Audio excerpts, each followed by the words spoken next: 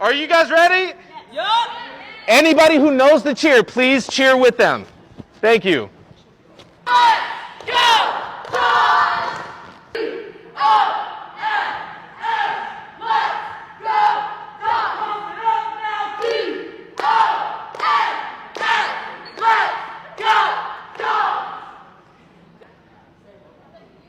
You guys, quiet down for a sec.